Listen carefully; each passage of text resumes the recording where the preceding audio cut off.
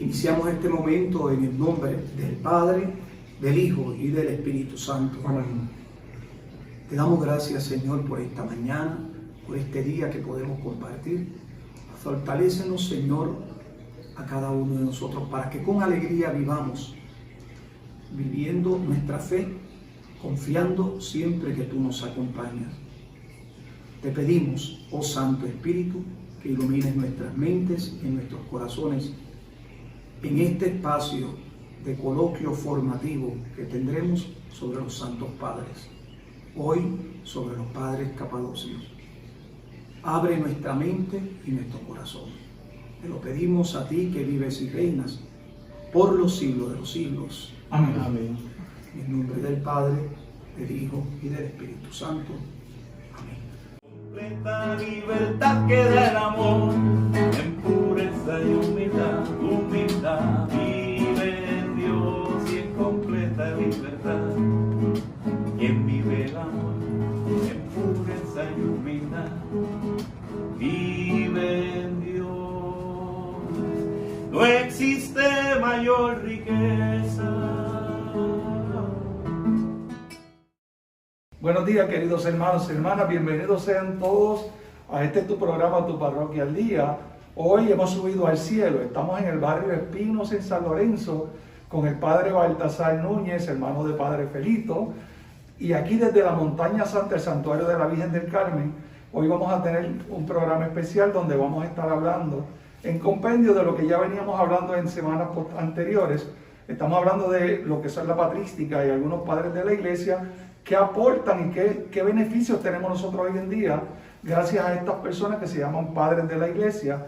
Hemos trabajado con algunos de ellos, San Ignacio de Antioquía, Cirilo de Jerusalén, hemos trabajado con San Agustín, San Cipriano y algunos de ellos más, y hoy vamos a trabajar con una parte que es un poco complicada, se llaman los padres capadocios.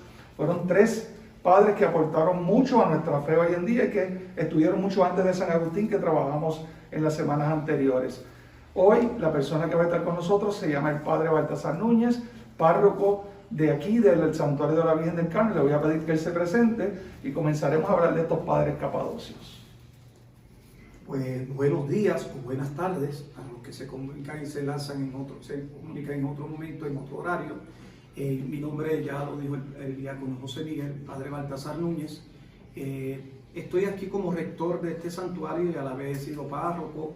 Hasta el diácono José Miguel, en algún momento dado, cuando estaba en el discernimiento hacia el diaconado permanente, estuvimos compartiendo en la formación.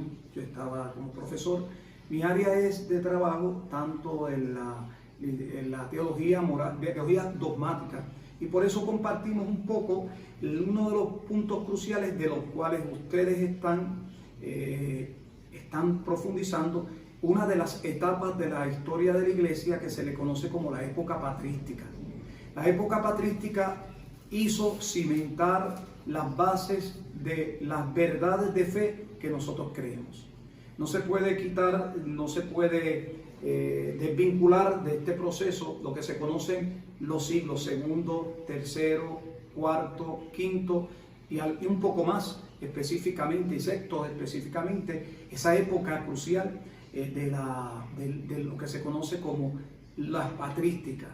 Los santos padres, que conocemos así como santos padres, fueron pensadores, hicieron que la fe cristiana se pudiera estar de par, en diálogo con el mundo pensante y filosófico que venía de la cultura helénica, es decir, la cultura griega.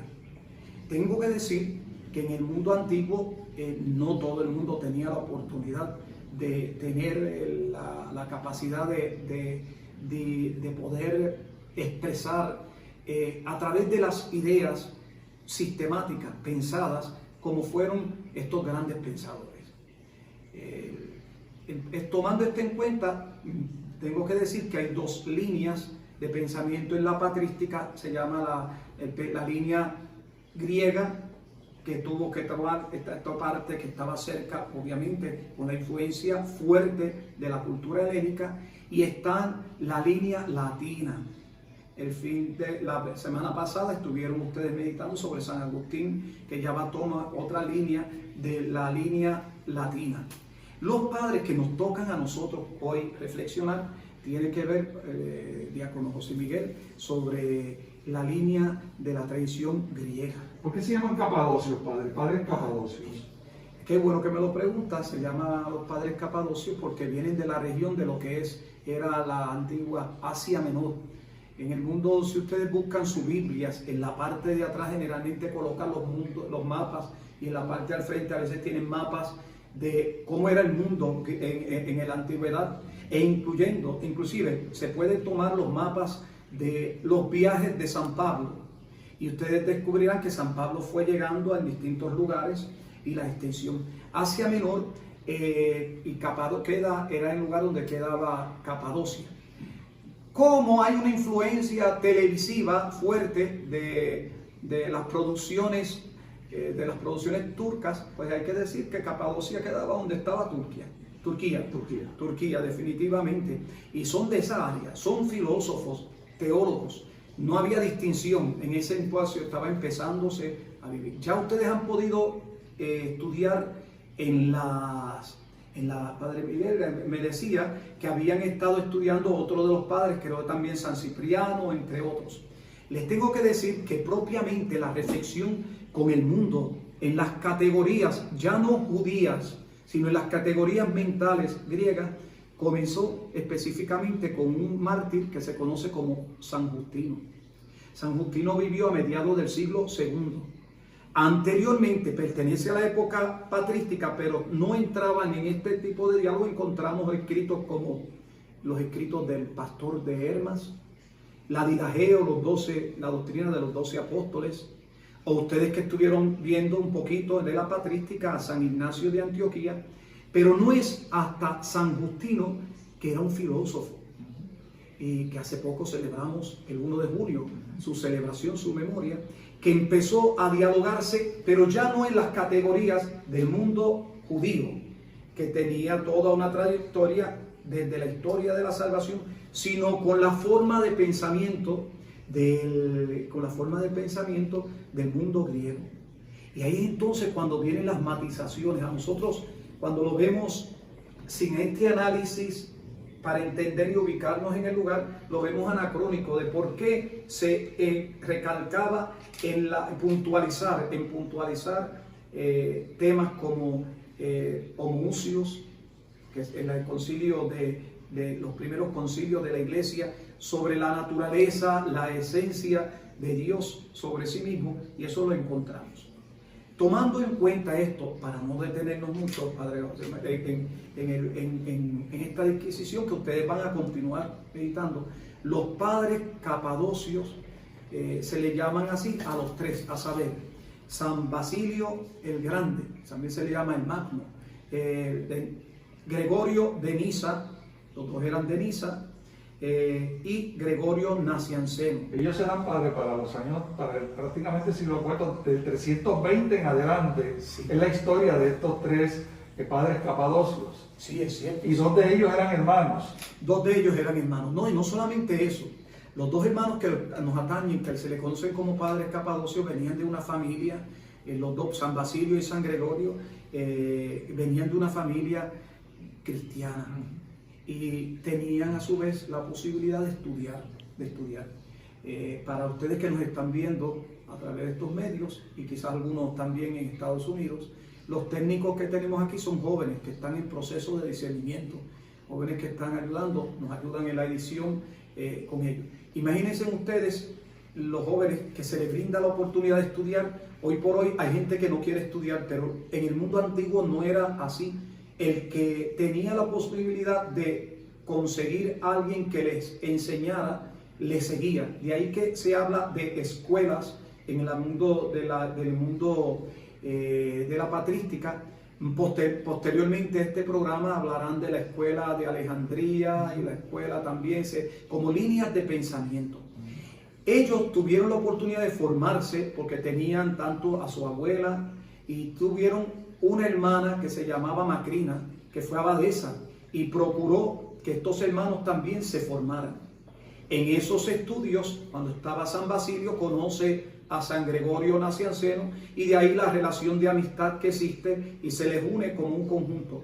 Que sí no formaron una escuela de pensamiento porque cada uno tenía su línea de pensamiento, pero la estructura de la defensa de la fe se le conoce como Padre Capadocio porque ayudaron para otro de los concilios, luego del concilio de Nicea, que fue en el 381, el concilio de Constantinopla.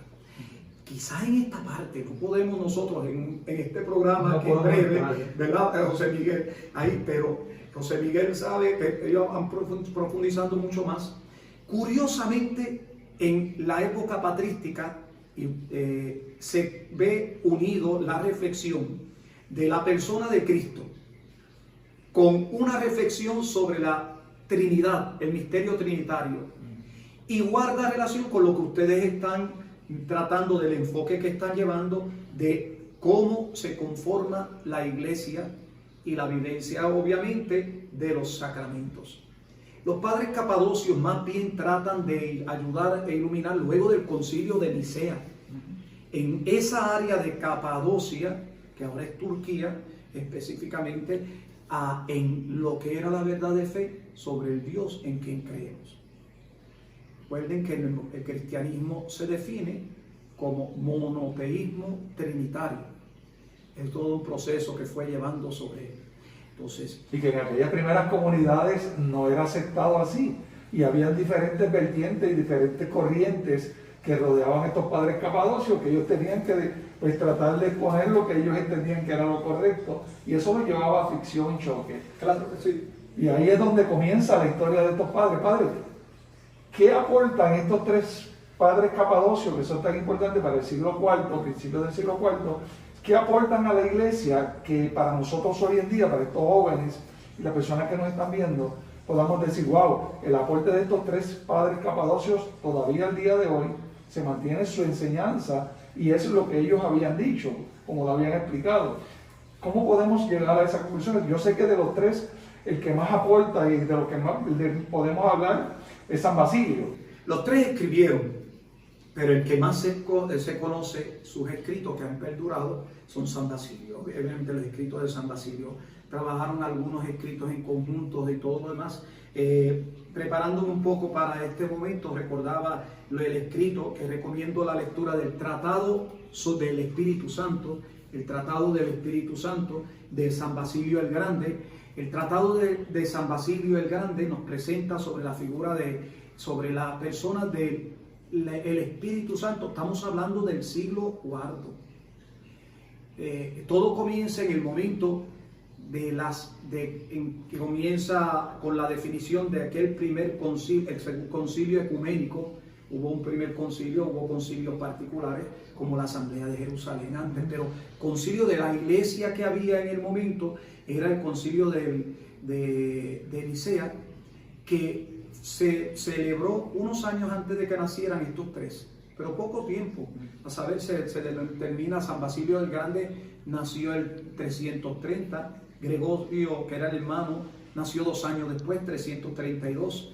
El más joven de los tres era el amigo, Gregorio Nacianceno, en el 329, no un poco años antes que ellos, debo decir. Y entonces el concilio de Nicea, grábenselo de memoria, 325. El segundo concilio, el primer concilio de Constantinopla, que sería el segundo, fue en el 381. Y ya estaban en la madurez, en la adultez de estos tres hombres. Interesante, padre, perdone que le interrumpa, porque para el 325 también se estaba dando el credo de la iglesia. Sí, porque ahí fue en Nicea. Ahí es en Nicea. ¿Y cuándo termina? ¿Cuándo se da propiamente el discernimiento? En el concilio de Calcedonia.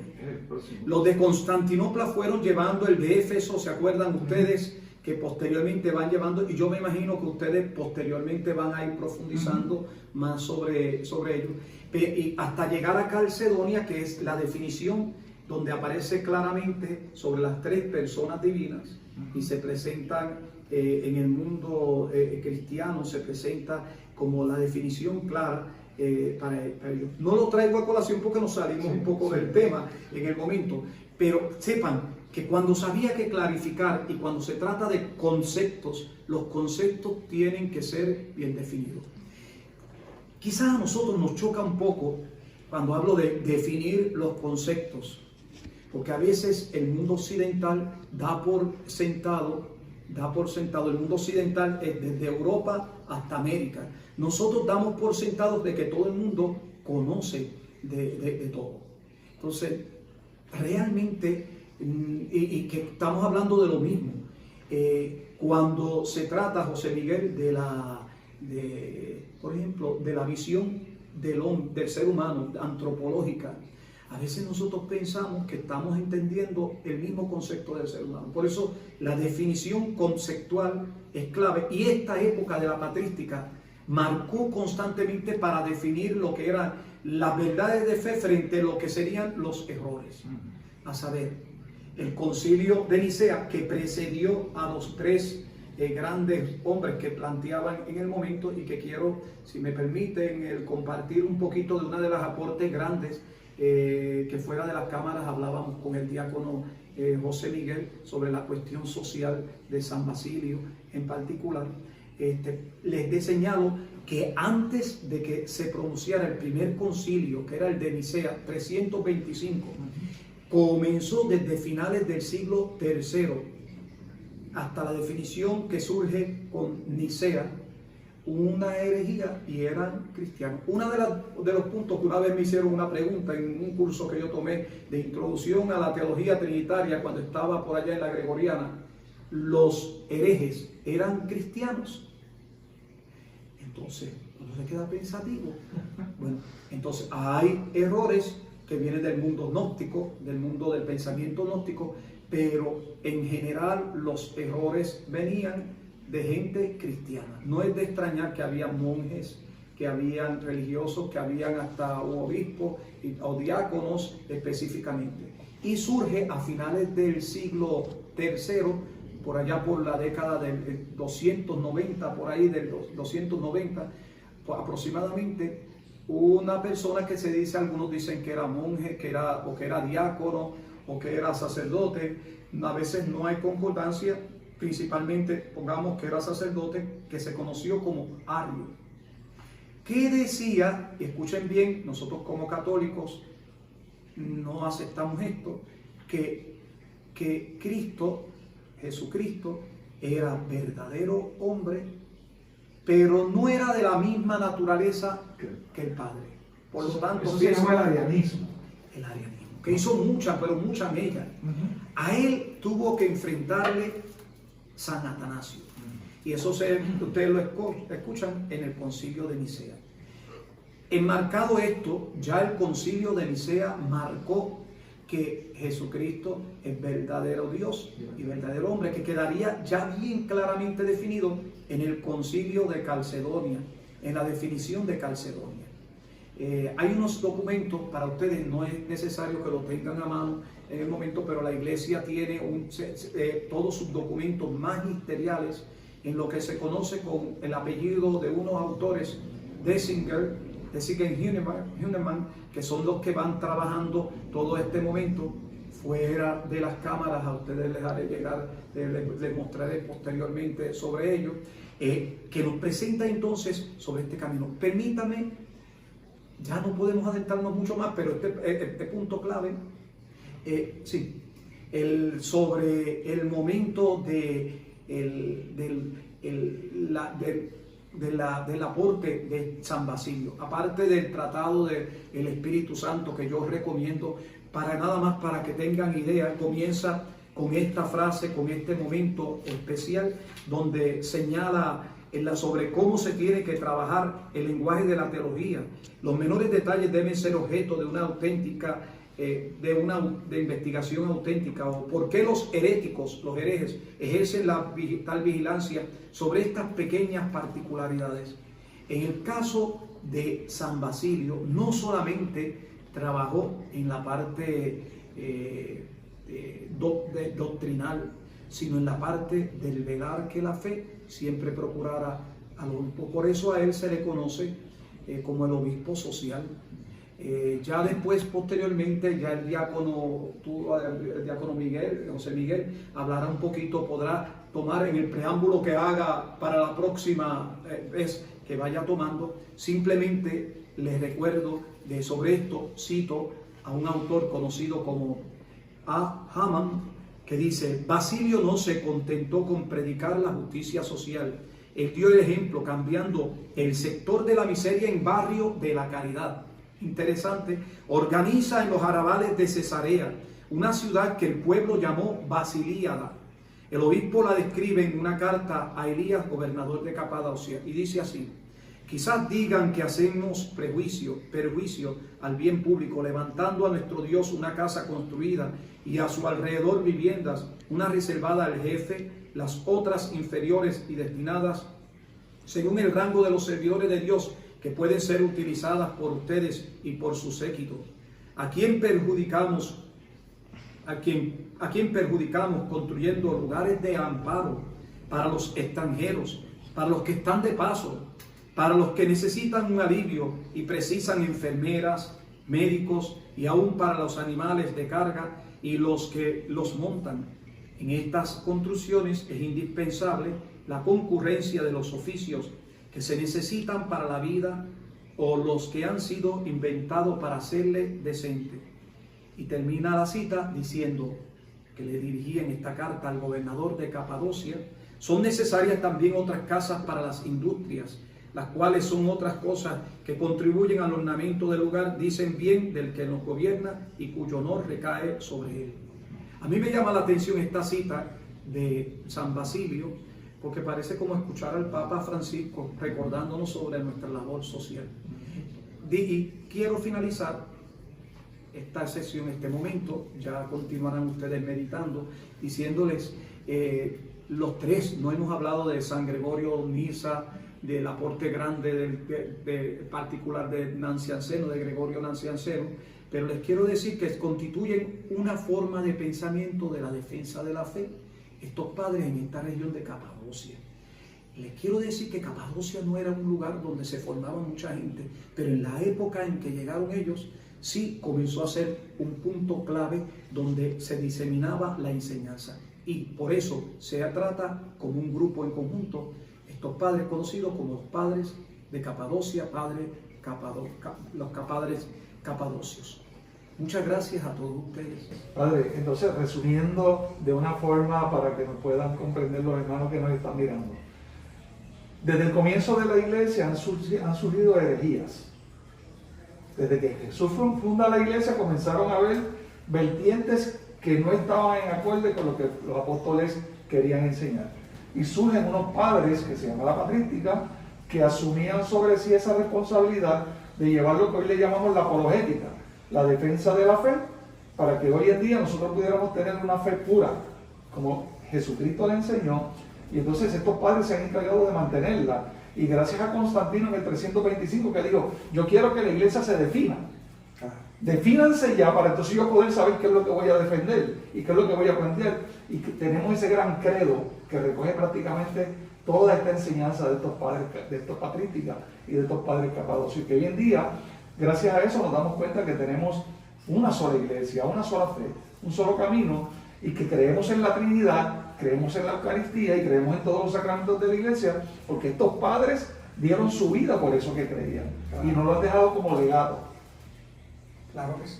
¿Qué usted, para cerrar, qué me bueno, propiamente en el Nuevo Testamento no encontramos tantas situaciones problemáticas, porque era la formación más bien eclesiológica de la organización de la comunidad. Inclusive las cartas del martirio de San Ignacio de Antioquía, que se sitúa ya por ahí a finales, principios generalmente del siglo II, marcan esta situación eclesiológica. Ya después hablarán sobre las matizaciones y vienen todos los errores. No obstante, a lo que plantea, me hace recordar cuando estudiaba Sagradas Escrituras, que se veía lo siguiente: San Pablo, las comunidades que fueron subsistiendo fueron las que estaban organizadas, especialmente las comunidades de San Pablo. Dicen algunos, y por eso ustedes podrán explicarle más a algunos especialistas de los que se dedican al estudio exegético y bíblico, las comunidades juánicas estaban más propensas a caer ante los errores que podían surgir en el momento. Pongo el siguiente ejemplo. Hoy por hoy la gente a veces no valora lo que es la iglesia y quiere que el pensamiento de lo que viene a la mente, ese es lo que tiene que seguirse. Y entonces sigue creando división y división en ese momento. Si no hay un punto clave de reflexión, esa estructura la da la iglesia, la organización que tiene. Sucedió en el mundo antiguo y por ello es que entra la labor de estos grandes hombres que iluminan el camino para poder saber las líneas que tomaron. Ciertamente el aporte de los padres de Capadocio, y concluimos con esto, darían pie a el segundo concilio ecuménico, que sería el primer concilio de Constantinopla, que se llevaría en el 381. Su aporte específicamente en el misterio trinitario fue clave para ayudar a tener un poco más de luz para lo que se discutió en este concilio. Gracias, Padre, de forma especial. Yo creo que se nos quedan muchas cosas, hermanos y hermanas, pero estamos hablando de varios volúmenes, de mucha información. Luego más adelante trataremos de encontrarnos nuevamente con el Padre Baltasar, que es rico en esta materia, para que nos dé un poquito más de luz sobre esta patrística y estos padres de la iglesia que han traído esta fe pura hasta el día de hoy y la han dejado en una iglesia que como legado estamos llamados a dejársela a los próximos que lleguen. Pura como la hemos recibido gracias a estos padres capadocios y a estos padres de la iglesia. Padre, gracias de forma especial por sacar este ratito para estar con nosotros en el programa de Tu Parroquia al Día. Luego más adelante nos comunicaremos con usted para grabar otro programa con usted sobre esta patrística, porque hay mucha información que la gente que está detrás de las cámaras tiene que conocer. Mientras más conocemos la iglesia, mientras más conocemos las fuentes de la iglesia, más amamos la iglesia que tenemos. Y yo lo único que le diría para todos los que nos están viendo, especialmente los que son de otras áreas de fuera de Puerto Rico, que le escriban las preguntas que tengan sobre esta área al diácono José Miguel, porque es más fácil poder entonces contestar.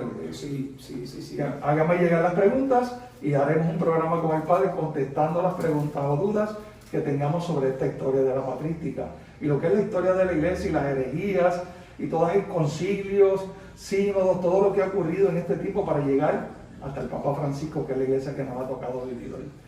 Nos vemos en el próximo programa.